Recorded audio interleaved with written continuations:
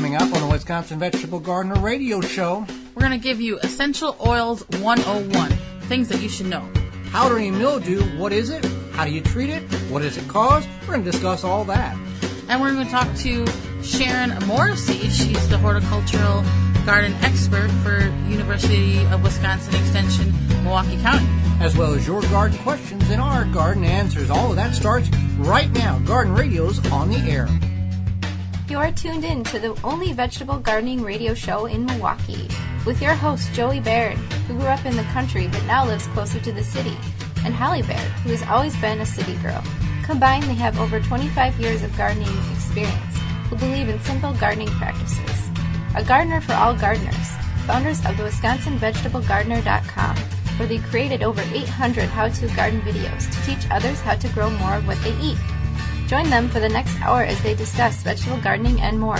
It is the Wisconsin Vegetable Gardener Radio Show on 860 AM WNOV and W293CX 106.5. Wherever you may be listening, however you may be listening, whether through those particular stations, the TuneIn app, the Simple Radio app, the radio tab on the WisconsinVegetableGardener.com website, or anywhere in between. We are live in Milwaukee, Wisconsin. I am your host, Joy Baird. Beside me is my wife, co-host, best friend, and gardening partner, Holly Baird. The WisconsinVegetableGardener.com is your destination, now containing 970-plus garden-related videos, short, long format, all for your entertainment and educational purposes, as well as full-length and segments of this radio show in podcast form and in studio video.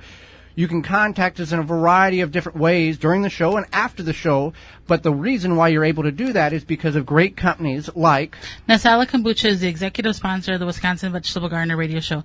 Nasala is made in Wisconsin with local tea and natural herbs. Look for it in the refrigerator aisle at your local grocer. If you don't see it, ask for it, because if it's not Nasala Kombucha, it's not kombucha. Find out more at nasala.com. You can also contact us. Well, you can contact us during the show on the ivorganics.com 3-in-1 Plant Guard hotline. You can also email us at twvgradio@gmail.com or tweet us at hashtag TWVG. ivorganics.com.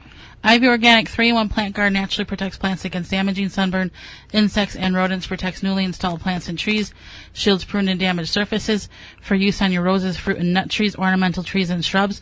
This product is non-toxic, environmentally safe, and organic.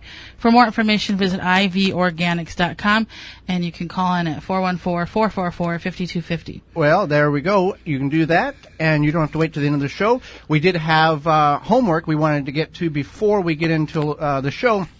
Last week we had a caller at the end of the show that asked us about their burning bush and their chi rose bush, why it was dying. I believe it was 3 years old, and it didn't come back this year, Holly. So we did some research, and we found out there's a couple of potential resolutions to the death of the plants. Right. So it could be voles attacking the roots. It could be rabbits eating around the base of the plant. Sometimes they might feed off of it during winter. It could be a lack of water, or it could be too much moisture. So unfortunately, it's kind of all those things. One thing you could do is you could certainly, if this continues to be a problem, if it's by a house, most of the time burning bushes prefer not to be near a building. They need to be further away from that structure. So move it away from there, because the moisture will tend to pool around that area a lot. So think about kind of where you're putting it if you choose to buy a new one. So hopefully that gives you some guidelines in which maybe you can narrow down the problems that you can maybe go back and go, well, maybe this was it, and maybe that wasn't it. We do have a talk this week. Our late summer, early fall speaking series now begins to kick off. We start this Tuesday at Muskego, at the Muskego Public Library, where we will talk on basics of canning. Holly will kind of run that one. I'll kind of assist her on that. So come out, totally free. If you we're getting close to the canning season, so if you want to know about canning, if you've never done canning, or you're wanting to visit some things, we will be more than happy to go over those with you. Again, basics of canning, Muskego, 7 p.m., Public Library, Tuesday night. And we do it, and we teach you the safe way, not the easy way. So keep that in mind. So with that being said, You can find out all of our speaking appearances under the Come See Us tab on our website, the WisconsinVegetableGardener.com. I think we've got 8 or 9 left this year in that in the series there. So we're going to get into essential oils. Now, a couple of weeks ago, we had Amanda from Freedom Homestead on, and she is a big user of essential oils, and she kind of teased us a little bit about, told us a little bit about essential oils and what they were used for. We're going to go in more in depth with this. Now, Holly, I didn't know what essential oils were until I met you. Didn't know that existed. Had no idea. So we're going to go over some of the basic essential oils and what they are and what they can be used for. But there is a disclaimer here. Right. So essential oils are a great way to enhance your life, your garden, your anything pretty much. People use them to keep bugs away. You can make homemade cleaners. You can do skincare, all sorts of things in your garden. So they are beneficial. However, this is not medical advice by any means. There's just things that I found, and there's many things you can find online. But I wouldn't use essential oils as a necessary cure. But they may enhance, things for you. We can only talk about our personal experience. Right. But again, we're not PhD doctors or essential oilologist on this. We just know what worked for us, what we've been told. You have to take this information and do your own research, and it may work just as well for you, or it may not work at all. So there's your disclaimer. So essential oils, Merriam-Webster defines essential oils as a natural oil typically obtained by distillation and having the characteristic fragrance of the plant or other source from which it is extracted. And that's about right. Some fragrances are extracted by distillation, steam, different things, but that's essentially what that is. So basically, you're not going to make some essential oils in the basement on a weekend. Is that kind of, to the extent of what you would get from buying from online providers? Right. And people often ask, why does this little bottle cost $8 or something? For like one fluid ounce or something like that? Yeah.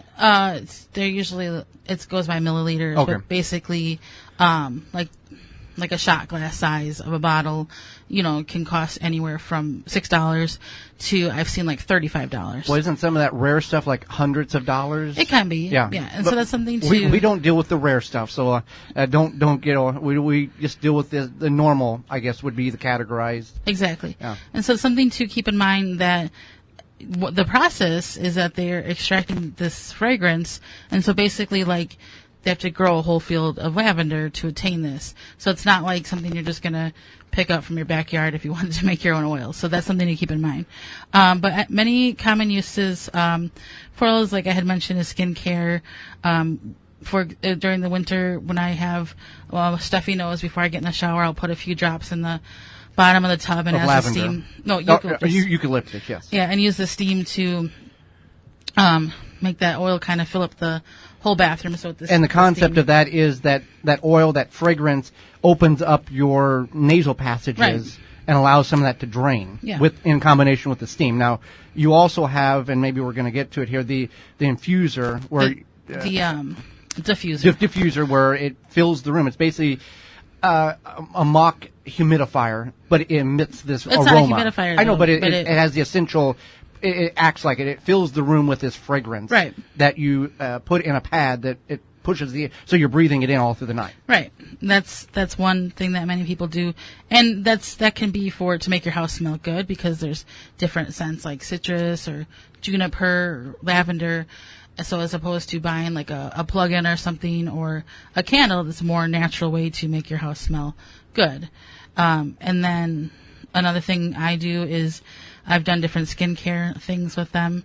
One time Joey was sick and he had some sore muscles, so I made a muscle rub with, I believe it had eucalyptus, peppermint, and I can't remember the other one, but it was relieving to him. So there's different things that you can do to make yourself feel better, essentially. Right, and in the home, in the homesteading means of taking care of yourself environment, if you have lungs that you're coughing stuff up, there are different essential oils in which you can put in that diffuser, and it will help loosen all of that gunk in your lungs. Now you're going to cough it up most likely, but that's one way, to go about if you want to try to go more of a non-medical way, I guess. Right. And it did work for me, Yeah. but it may not work for you. And then there's a popular oil blend. It's typically called thieves oil. Or depending where you buy it, it's like also called germ fighter. And many people diffuse it in their homes during flu season or combine it with a carrier oil, which I'll explain what a carrier oil is in a second. And it has a kind of a pleasant, spicy, warm scent, but it's been known to have antibiotic properties. Now, not all of these essential oils are a pleasant smell, in my opinion. There's some that have kind of a unpleasant smell. Mm-hmm. But you know that saying, sometimes in life the things that taste the worst are the best for you, type Right. of thing, and that's kind of the same. But for the most part, they smell Right. decent, Yeah.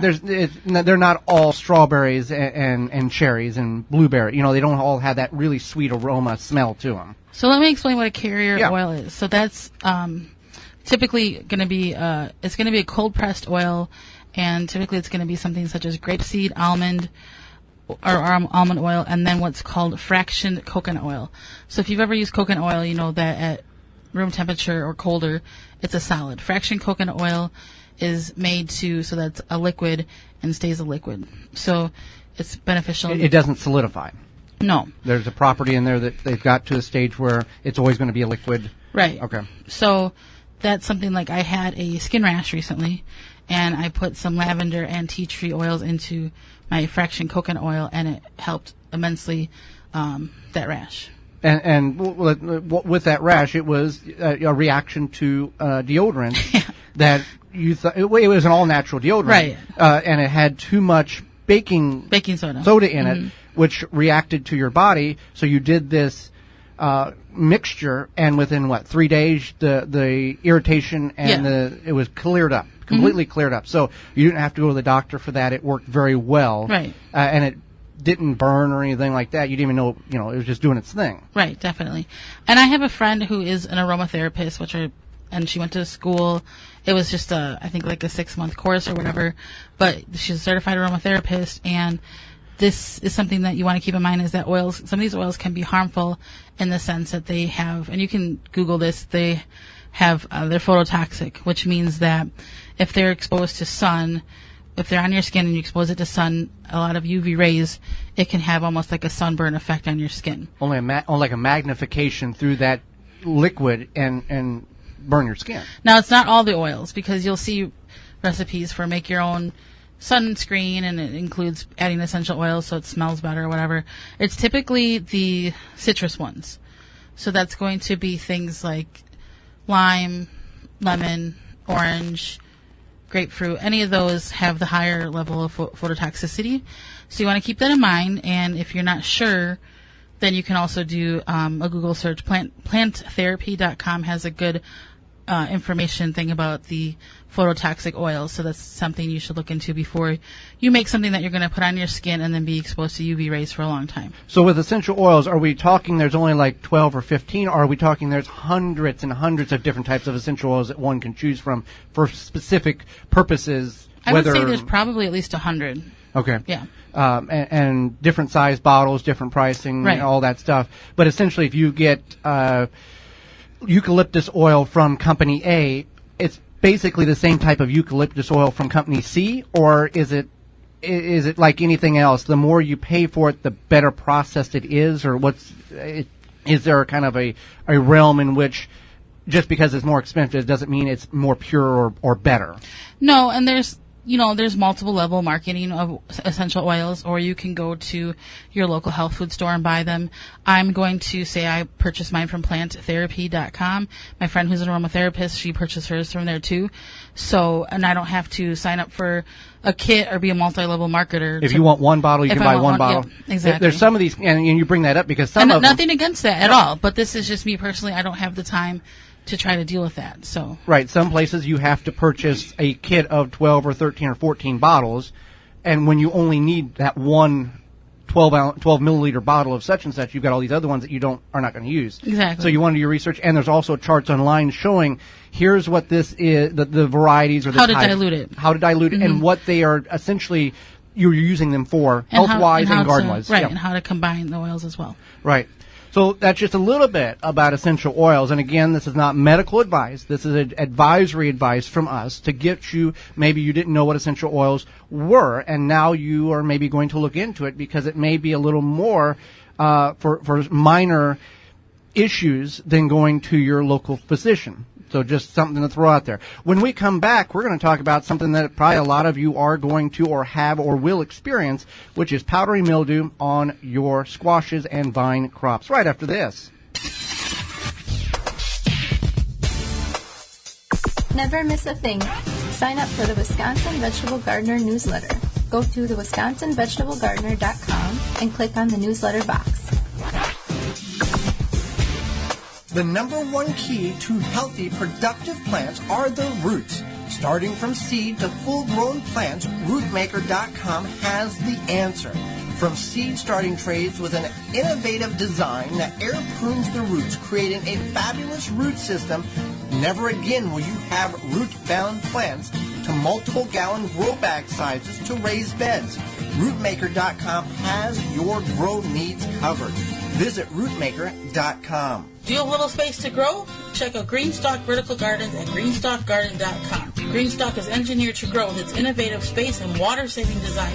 You can grow vegetables, flowers, herbs, and even strawberries in just 2 square feet of space. Grow up instead of out. Perfect for the porch, patio, or deck. Grow up to 30 plants in a small space. GreenstockGarden.com has everything you need to grow in the littlest of spaces.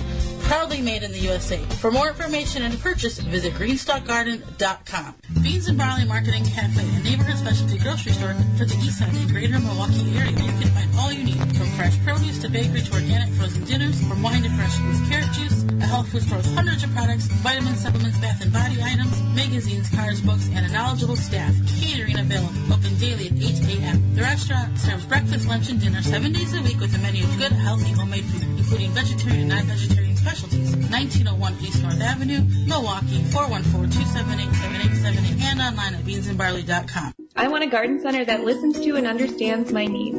I want to buy my gardening products from a local business with strong ties to the community. All I want is a garden center that truly values their customers. It seems like everyone is selling plants these days, but I'm having a hard time finding quality. I take pride in my garden, so I want my garden center to take pride in their products. Where will you be going for all of your gardening needs this season?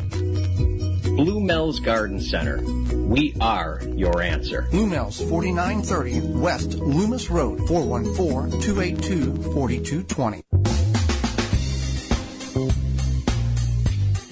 Now back to the Wisconsin Vegetable Garden Radio Show with your hosts, Joey and Holly Baird.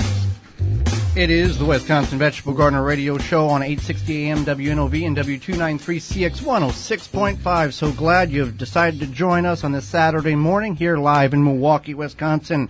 The Wisconsin Vegetable Gardener is your the WisconsinVegetableGardener.com is your destination for all things gardening. 970 plus videos, digital magazines, Twitter, Facebook, Instagram, and all of that goodness, and a whole lot more fun there. Well, a whole lot of fun was and is when fresh produce, such as peaches, are drove right to your neighborhood, and that's happening right now in the area from tree-ripe.com. Right, so if you like fresh produce delivered right to your neighborhood, you should check out Tree Ripe Citrus Company.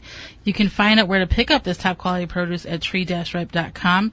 They have the stops off at your neighborhood, different parts of your neighborhood. They also they go to different farmers markets where you can buy smaller portions. They have tasty peaches, juicy sweet blueberries, and fresh shelled pecans. Pecans. They're just super delicious, right, Joey? Yep, we canned ours a couple of weeks ago. We got them up in the Cedarburg area. They're going to make multiple stops around here again. If you go to tree-ripe.com, you can. And they have locations all over Iowa, Upper and Lower Michigan, Minnesota, Illinois, and of course right here in Wisconsin. Tree-ripe.com is your go-to for your freshest produce around. Check them out, and in the winter they have produce all year round. Peaches in the summer and citrus. And they have citrus in the winter. Right, citrus in the winter. Peaches, blueberries, and pecans in the summer. Mm-hmm. So let's get into powdery mildew, Holly.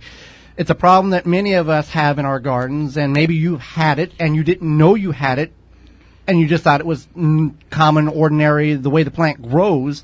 What is powdery mildew, first of all? So powdery mildew is a fungal disease, and it typically affects your vine crops, like your squash and watermelon, zucchinis. Beans not as much, but it can affect your beans. And powdery mildew, we as gardeners, as vegetable gardeners, think of that. It affects many different species of vegetation, from trees to flowers to vegetables. So it's when we reference the powdery mildew on your squashes and your melons and all of that, that's what we that's what we know about. That's what we're talking about, vegetables. We're not going to talk about your tree or your flower that has the powdery mildew on it. Right. So what happens is that because of that powdery mildew, now if you have a mild case of it, it's okay. It's typically not going to be a problem. But if it looks really thick, what's going to happen is it chokes out the plants from getting to perform their duty of chlorophyll, so they don't get enough sunlight to their leaves, so they cannot process correctly. Some people say it doesn't affect them. We've always seen a dramatic change whenever the plant gets the powdery mildew on it versus when it doesn't have powdery mildew. So on a tree that is a very mature tree, if you have some form of powdery mildew, your tree is not going to die. It's got enough life in it, enough other leaves in which it can photosynthesize. If you're talking a butternut squash, a spaghetti squash, a zucchini, for example, they only have maybe 12 or 20 leaf structures. So when 90% of those get covered, it's kind of hard for that plant to produce photosynthesis or absorb the sunlight. So what does it look like, first of all? So it looks like a powdery substance on your leaves of your plants. Yeah, it looks like somebody sprinkled powder on the leaves of your plants. More of a dingy off-white powder. Right, and so when you have a lot of humidity or a lot of rain, and you have warm evening temperatures, warm night temperatures, it doesn't allow your plants to dry off completely. Now, sometimes you can't have any control on this. Right. Oh yeah. No, not at all. It's not like you're doing something wrong 99% of the time. You're not. This is just how it happens. This is how it works. This is how mildew forms with that dampness that it's not allowed to dry off on the leaves. One of the contributing factors can be if you're above ground watering before it gets dark. That can really lead to a lot of problems as well. So that's something to keep in mind. And you can put the plants further apart. That's one way to prevent this in the future. If you have only one plant with the powdery mildew, it might not hurt just to yank that plant out and move on with your life. You need to be vigilant. You need to keep your eye on it, because if you see powdery mildew forming on 2 leaf structures or 2 leaves, go ahead and remove those. Cut those straight off from the base of the plant, like for example, zucchini, or the stalk if it's a pumpkin or watermelon or whatever, and remove those, throw them away, because this can spread. This can spread from leaf to leaf, and if you're touching infected leaves, you can actually carry those spores of mildew over to uninfected leaves and actually infect the rest of your plant. So you need to be careful with that. But you can remove about 20%, 25% of the leaves if you have a lot of them affected. Right. Now, we usually get this late September, early October, where you only have about 30 days left of the grow season. And it's inevitable. You know you're going to have frost. The plant's going to die, so you just kind of let the plant do its own thing. But if sometimes you get it early, you can control it. And let's talk about some of the means in which preactive and reactive to the procedure of, okay, I have it or I might have it, so I want to try to slow it down or prevent it. So one thing you can do is you can, to basically if you start seeing it, is you can use baking soda or also sodium bicarbonate. Baking soda is a great thing for many things, and definitely in this situation. Now you could combine it with some water, or you can combine it with like a cold pressed neem oil, or a liquid soap such as like a Dr. Bronner's liquid, or a mild dish soap. What that does is that dish soap, everything you put in there allows it to stick on the plant leaf and eat away at that mildew. Is what you're doing with these applications. There's a number of different home remedies that you can use on this. If you're going to go with a neem oil, you want a cold pressed neem oil. Mm-hmm. That's what you're wanting to look for. migardener.com has that available if you're looking for cold press. You just don't want to go to the big box store and buy neem oil, because they have taken all the goody stuff out of it, and really it's ineffective. So cold pressed neem oil if you're going to purchase neem oil for any gardening application there. So you can use mouthwash, and you want to use the generic ethanol-based mouthwash, the stuff that is I mean, you feel it when you use it in your mouth. That's for sure. And what that does is it helps eliminate. And if you're applying it, you water it down a little bit.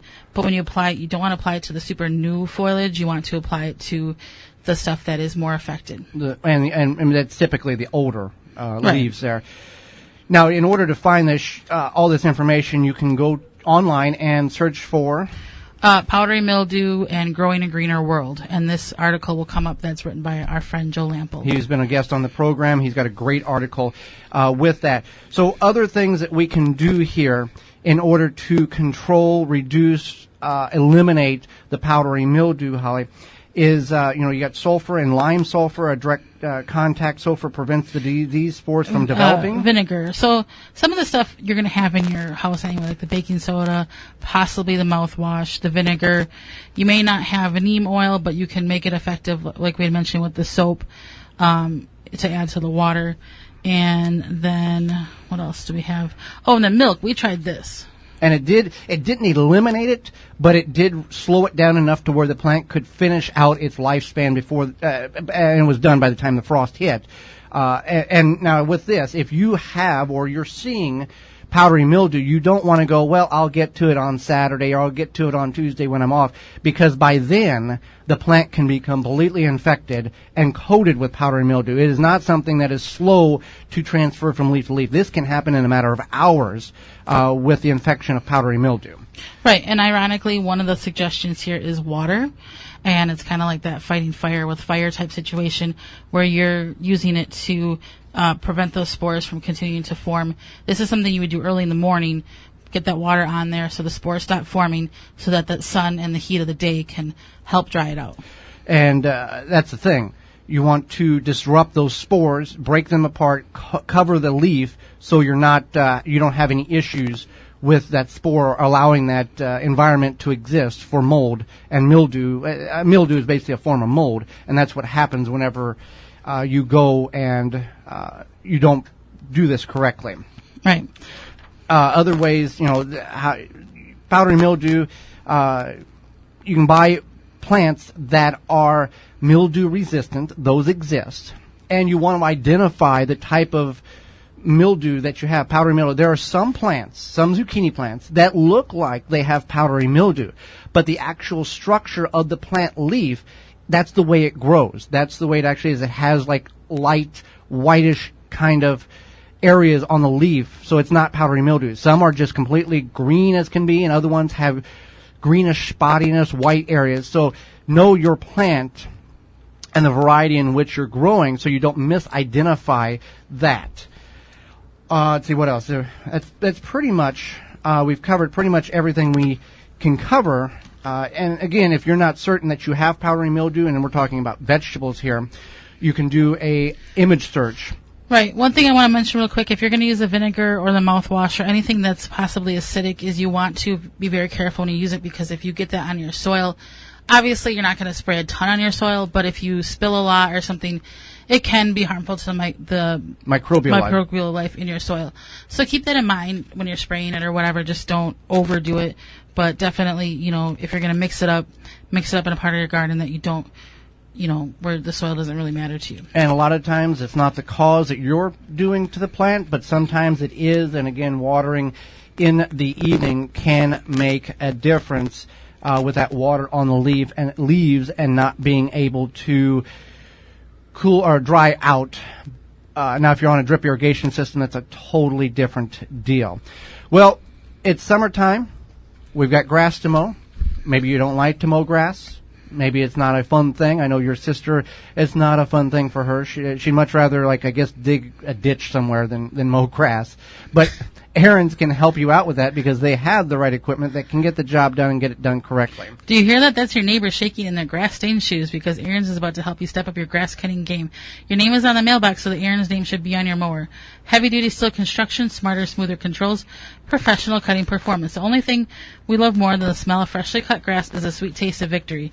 Aaron's. It comes down to this. Visit aarons.com to find your local dealer for lawn and snow removal equipment. When we come back, Sharon Morrissey will be with us. She is a horticultural teacher and casual gardener from Extension Master Gardener Volunteer right here in the Milwaukee County. We're going to talk about Japanese beetles, the jumping worm, and a whole lot more right after this.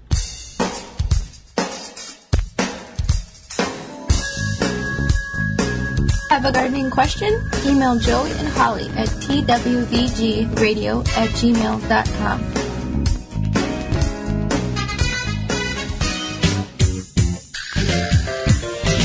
Oh, yeah. What you say? You say Nasala Kombucha. It'll put some glide in your stride and some pep in your step. Nasala Kombucha. Yeah. Nasala Kombucha makes your body happy. Nasala Kombucha makes your body smile.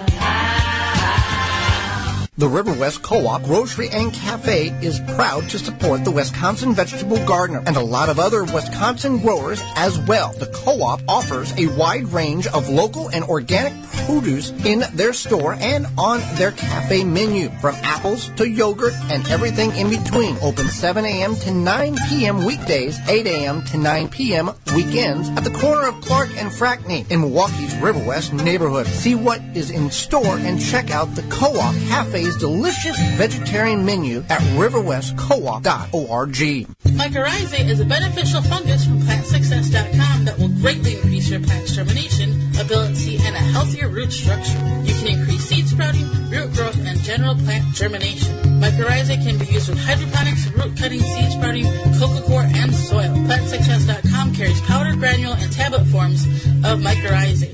Increase the level of mycorrhizae in your soil for your plants to give them the optimal opportunity to produce an incredible harvest. For more information and to purchase, visit PlantSuccess.com. Garden seeds do not have to cost a fortune. Just 99 cents at migardener.com. With over 300 varieties of non-GMO, heirloom, and organic flower, vegetable, and herb seeds available year-round, pay less and get more seeds. Shipping as low as $2.50. That just makes sense. Go to migardener.com for seeds and gardening needs, tools, and special blend fertilizer. migardener.com. It's that simple. Family owned and operated. Now back to the Wisconsin Vegetable Garden Radio Show. This is not a drill. With your hosts, Joey and Holly Baird. It is the Wisconsin Vegetable Gardener Radio Show, the real deal, right here live in Milwaukee. The WisconsinVegetableGardener.com is your destination for all things gardening: Twitter, Facebook, Instagram, digital magazines, and a whole lot more. Well, Blue Mel's has everything that you need for your landscape and garden needs, and they can be found at Blue Mel's. Can be found at 4930 West Loomis Road in Greenfield, but they have been around since 1955. They're family owned and operated. The business owner actually works in the building, and no matter the size of your garden need, they can supply and surpass all of your garden needs. They have a wide variety of plants, garden supplies, and a very knowledgeable staff. And they have talks that are going on every Thursday at their location, and we will be there August 17th. August 17th on Basics of Canning. So if you want to come out and see us and learn a little bit about canning, if you missed the Muskego one this week, you can certainly come out and see us on that. And you can go to bluemels.com or call 414-282-4220, and they're at 4930 West Loomis Road, just south of Layton on Loomis. They got a coffee shop. They've got playgrounds, places for you to, landscape, all that stuff. They got all that stuff there and a whole lot more. So let's go to the ivorganics.com hotline and bring in our next guest, Holly. Sharon Morrissey is a premier horticulturist and teacher of both casual gardeners and Extension Master Gardener volunteers. She is a consumer horticultural agent for the Milwaukee County University of Wisconsin Extension. She's regularly featured on local media, most notable for 19 years of segments of In the Garden on Fox 6 TV Wake Up News Show. Welcome to the program, Sharon. Well, thank you very much. Well, thank you for taking time out of your day to share some of your knowledge with Holly, myself, and our listeners. I'm always happy to do that. So I want to start out with this. What is the importance of having a university extension in your county? What is the core purpose of a university extension office? Well, the mission of UW Extension is all educational. They call it extension because we extend the research of the university to people so that they can use it, people in their communities, people in their homes, and for their lives. And in this case, for gardening. So it's an educational-based program that's based on university research entirely, and it's in many different subject areas, horticulture and gardening being just one of those. There's an office in every county, so everybody has a county extension office that you can work with, and they provide programs and information. It is a federal, state, and county partnership, and it's sort of like the county education department, and it's tailored to the needs of that specific county and the communities and the people in that county. So I think it's a really important way to get good, reliable information and additional education. Okay, great. There is a new invasive species called the jumping worm. What is it, and what do consumers need to be aware of before they purchase soil in the state of Wisconsin? Yeah, jumping worms are becoming a real scourge. People are pretty alarmed when they find them in their yards. They're not earthworms. We'll start with that. And you never have just one. They are in large groups, and they squirm like crazy when they are disturbed. And so we're calling them crazy worms than jumping worms. They do move around very erratically when they're disturbed. And they're also always found just below the soil surface. They don't go down into tunnels and come back up like our regular earthworms do. They come into your yard with soil in containers of plants that you've purchased from other locations, from plants that you have shared from other gardeners, and also in some of the bulk nursery products like mulches and soils. And it's often very difficult to detect that they are in those products. So a lot of caution should be used when you're purchasing those kinds of things, and even when you're bringing in new plants into your yard. Really check the root system, check the soil that's in the pot and with the plant. Like I say, they're on the top of the soil surface. They eat all of the organic matter out of the soil, and the soil ends up looking like coffee grounds. So it's really distinctive when you've got them. They look a lot like our usual earthworms, but they do have a lighter band around their body than earthworms, and that band is flat with the rest of their body, whereas our earthworms, that band that goes around them is raised, kind of raised. The biggest problem is that there's nothing you can do about them at this time. Digging that soil out and removing it won't do it. You often move them from place to place in your own yard by working in that soil, and you contaminate your tools. You'll end up having some of the very small worms, the larvae, on your tools. And in the spring, it's especially difficult because they're so small, you can't really see them. And all that's there are the cocoons that overwinter.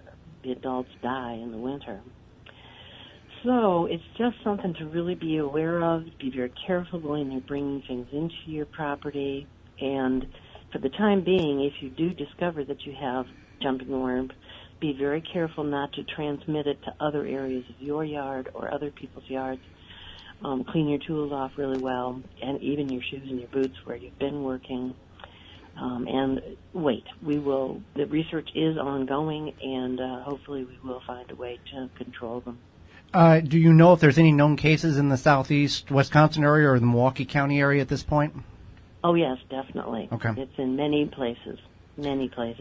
People who have absolutely no idea that they have them, and then they learn about them, and they start working in their soil, and lo and behold, there they are. And once they get done with the organic matter in the soil, they start eating the roots of the plants, correct? Well, they actually don't eat the roots of the plant, but they take so much out of the soil that the plants can't thrive. Okay. The roots can't thrive. So that's how they do damage to the roots. It's just by their feeding on the organic matter all around the roots.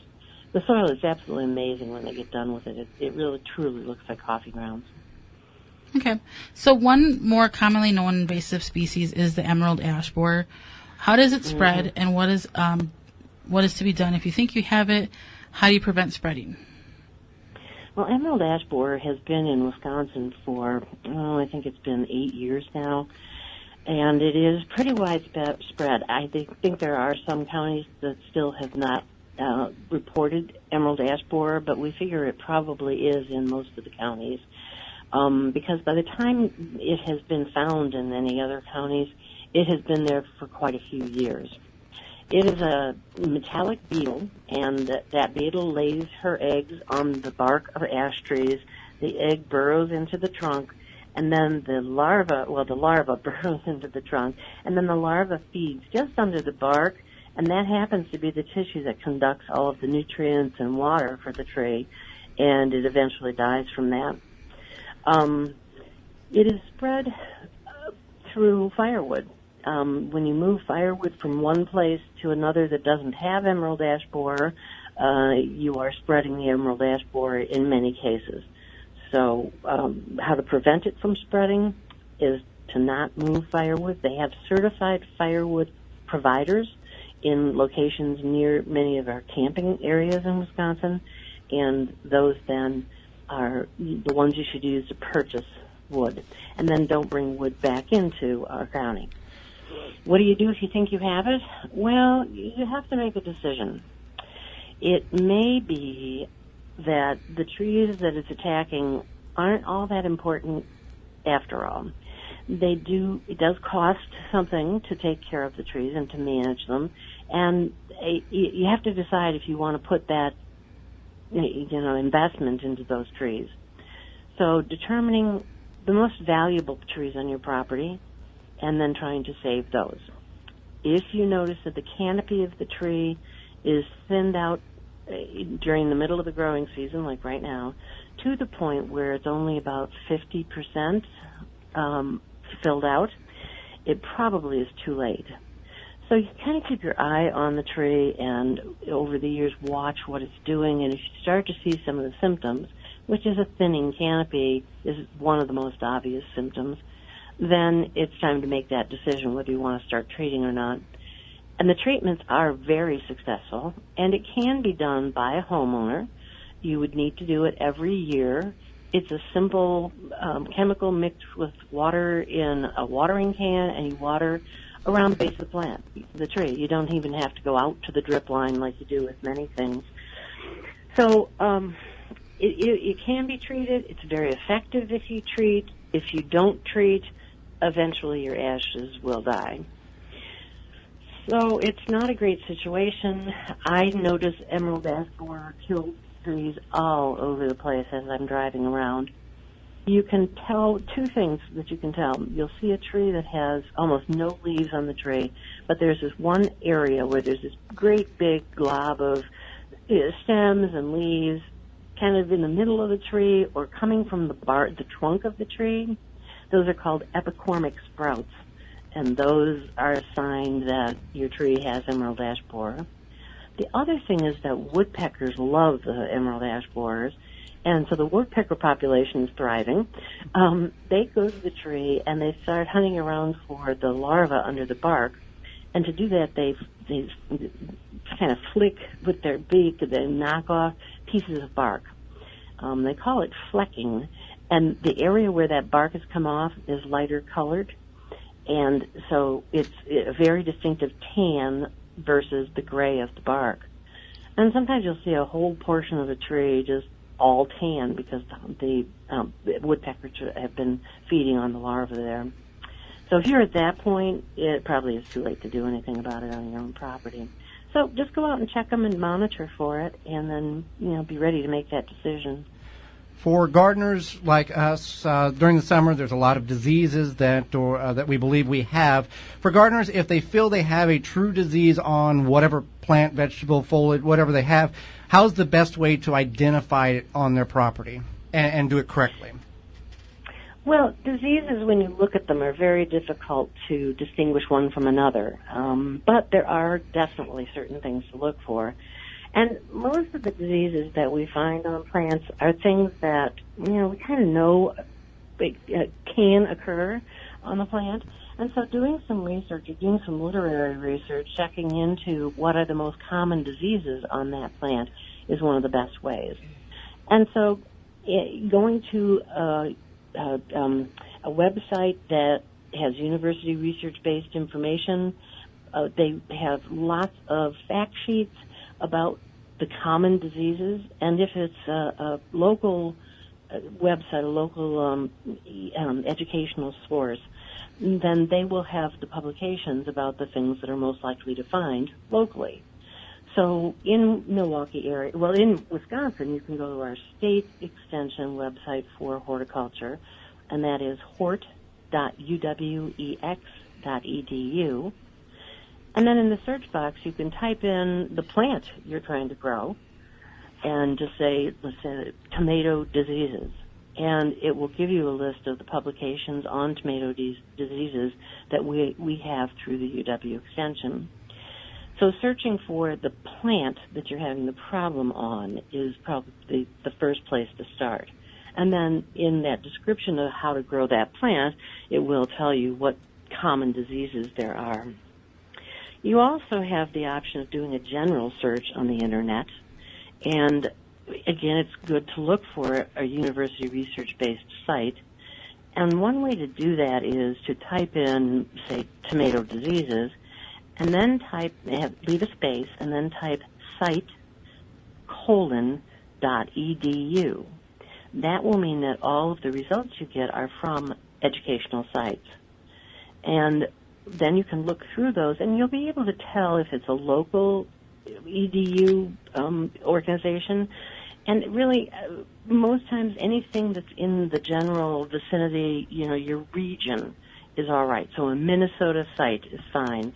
An Iowa site, Illinois, Indiana, they're pretty long states. They have some other zones, warmer zones than we do.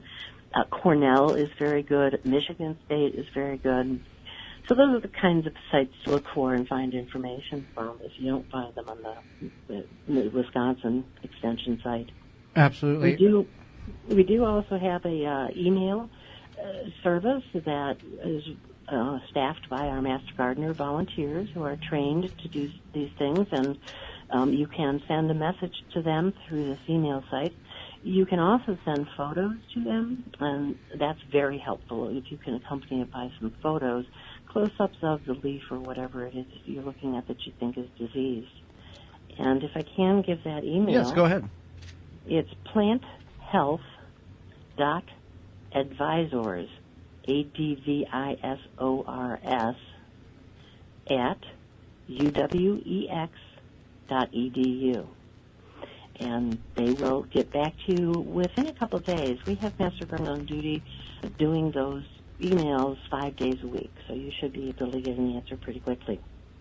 Well, Sharon, we thank you greatly for taking time out of your day to join us, sharing a lot of information that our listeners can take and use on their property and be aware of problems that they didn't even know was existing here in Wisconsin. Well, thank you very much for having me on your show. You're very welcome, and we'll be back right after this with your garden questions and our garden answers. Have a gardening question? You can call into the ivorganic.com hotline at 414-444-5250 right now. Do you have a problem with deer or small herbivores eating your vegetation? There is a natural solution that is safe for your pets and family. Bobex is the answer. An environmentally friendly solution to protect your plants, will not wash off, and is guaranteed. Bobex Deer was independently tested against 9 known competitors and rated 93% effective, second only to a physical barrier. Bobex can be used on all types of ornamentals, trees, and shrubs. Ask for it by name at your local independent garden center. Find out more, visit bobex.com. BOBBEX.com. The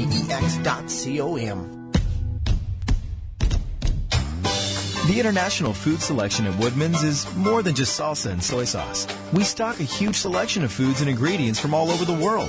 Whether it's Asian, Latin American, European, or Middle Eastern, Woodman's has it.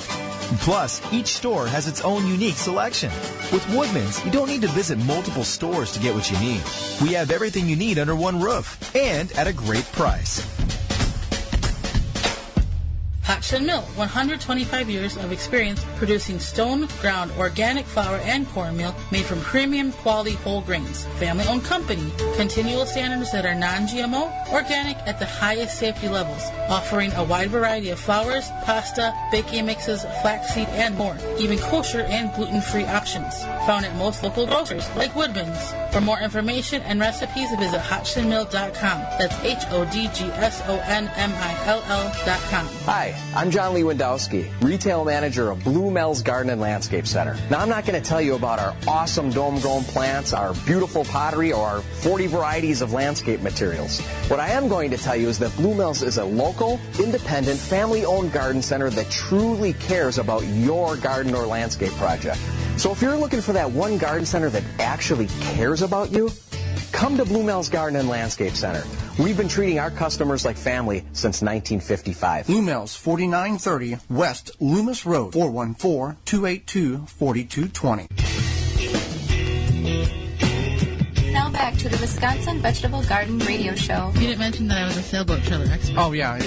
We're coming here, and there was this trailer, and I didn't know what it was. And I said, oh, that's a sailboat trailer, which I didn't know that you had any knowledge of sailboat expertise whatsoever. Well, I've grown up by water my whole life, so I know things. Well, I know tractors, so there you go.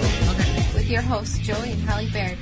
The WisconsinVegetableGardener.com is your destination for all things gardening. It's the Wisconsin Vegetable Gardener Radio Show with the sailboat trailer expert. Holly's over there. Before the WisconsinVegetableGardener.com, over 970 garden-related videos, Twitter, Facebook, Instagram, and a whole lot more. We're going to go to the IVOrganics.com hotline because we have a question. Caller, what is your question? Hi, first of all, you have a great show. Thank you. I would like to know which essential oils will help with pests in the garden, and I'll hang up and listen. All right. Thank you for your question. Thank you for listening. Bye-bye. Thank you for your comment. So there's a number of essential oils, and what she's referring to is, and I was we forgot to mention this in the first segment, pests and pets in the garden. You can take, for example, peppermint extract and dilute it down and spray it around certain plants to mess up the sensories of bad bugs. Yeah, peppermint is huge in the garden for many bad bugs. Another one, so peppermint or spearmint. And pets, to keep animals out, too. Right. Yeah. Peppermint, spearmint, anything citrus is also good.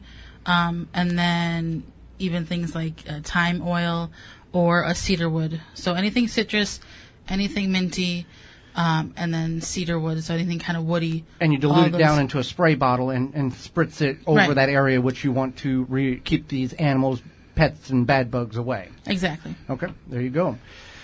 If you got a question, you can certainly call us on the IVOrganics.com hotline. And that's the Ivy Organic 3-in-1 Plant Guard. Naturally protects plants against damaging sunburn, insects, and rodents. Protects newly installed plants and trees. Shields prune and damaged surfaces for use on your roses, fruit and nut trees, ornamental trees, and shrubs. This product is non-toxic, environmentally safe, and organic. You can visit ivorganics.com, or you can call them right now to 414-444-5250 with your question, and stop telling people I'm a sailboat trailer expert, because somebody's going to call and ask about their sailboat trailer. You're the one that brought it up. If you don't, if you forget or you don't have a question now and you have a question later on in the week, you can certainly email us at twvgradio@gmail.com, twvgradio@gmail.com. You can visit us at our Facebook page, the Wisconsin Vegetable Gardener, or just tweet us using hashtag TWVG. And if you do have a disease problem that you would like us to try to identify, supply a photograph. That makes the job a whole lot easier on us. And right. So one thing, and we went over this in a video this week, is how to get rid of Japanese beetles. Japanese beetles are something that has recently, for our visualization, recently appeared here in Wisconsin in our garden. Now, maybe they've been around a while. I don't know. I'm from Southern Illinois. This has been a thing for years down there. So one thing you can do now is you can use a soapy and oil spray combination, much like for the powdery mildew. Another thing you can consider for next year's planting, chives, garlic, or catnip family plants to help keep them away from those plants. If you do decide to get a pheromone trap, don't put it in the middle of your garden, put it in the corner of your property so those stay away from your garden. Right. Let's go to the IVOrganics.com hotline. And caller, you have a question. Yes, I do. Go ahead. What's wrong with the bell peppers? All the leaves get brown spots and they fall off. Okay, bell pepper. What color does the leaves get? Yellowish and then they fall off, or they just stay green and they fall directly off? They change color slightly. Okay.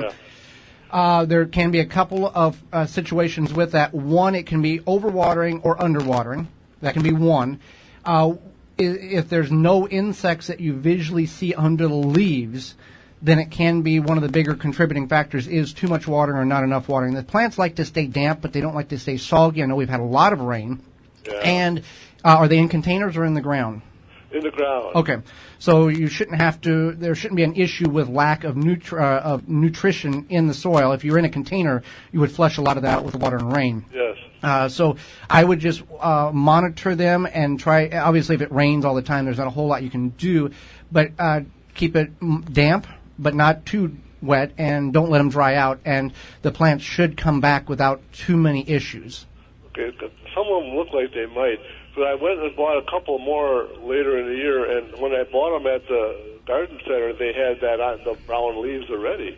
I thought maybe I could resurrect them, but I don't know. I've been watching them. A lot of times when you buy, and you did nothing wrong, you did what we have done many years, go and try to get a plant that's cheaper, that's on sale, yeah, and try to save it. A lot of times those plants have gone through such a stress by being in the container so long that they have already gone to a reproductive state and putting on small fruit to carry on traits of that particular strain of pepper or tomato or whatever, and it may not come out of that stress. Okay. It may just be, I'm stressed, I'm putting on that reproductive, and then I'm going to just die out because the roots are so bound up in the container.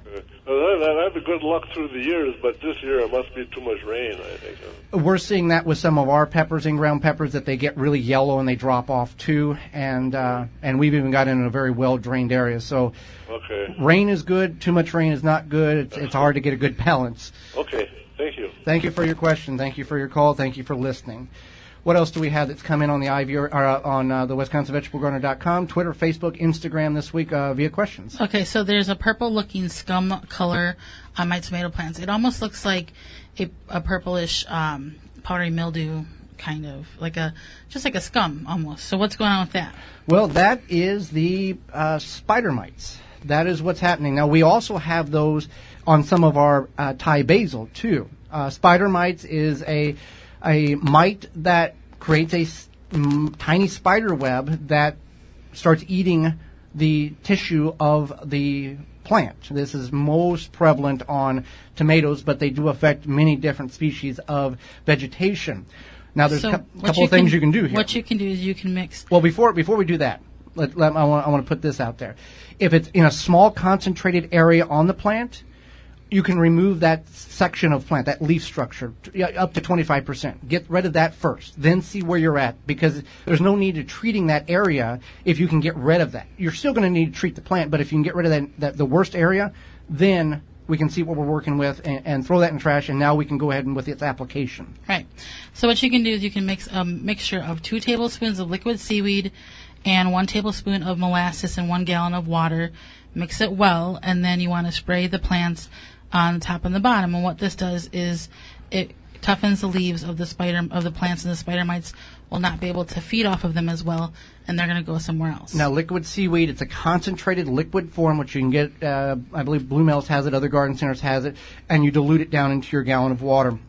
And the molasses, just ordinary kitchen household molasses, will actually help stimulate some of the microbial life the good microbial life and bacteria on the plant to help strengthen those leaves. So do that every 2 weeks throughout the growing season, and that should reduce or eliminate the spider mites and actually allow your plant to grow better. So that was it. And that one came in. We understood that once we saw the photograph. That came in with a photograph this week, so we tried to describe it to you. So if you think you got spider mites, do a image search online, and you will know one way or another whether or not you have spider mites. We are sponsored by great companies each and every week. Nacella Kombucha is the executive sponsor of the Wisconsin Vegetable Gardener radio show. Nacella is made in Wisconsin with local tea and natural herbs. Look for it in the refrigerator aisle at your local grocer. If you don't see it, ask for it, because if it's not Nessala kombucha, it's not kombucha. You can find out more at nessala.com. Programming note, join us next week. We're going to talk about getting a new garden plot ready for next year, the easy way to get your new area ready to plant for next year, as well as we're going to go over some more debunking myths so you're not wasting time in your garden, as well as our guest. We have Tawny from Frugal Green Girl.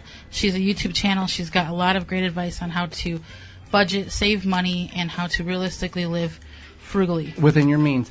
Miss any portion of this show or want to revisit in its entirety, you can find that under the radio tab at the WisconsinVegetableGardener.com website. Want to look for a specific topic or a certain interview, you can find that underneath the highlight tab on the WisconsinVegetableGardener.com website. We thank you so much for joining us today. We hope to see you next week. For Holly Baird, I'm Joey Baird, and we will see you in the garden.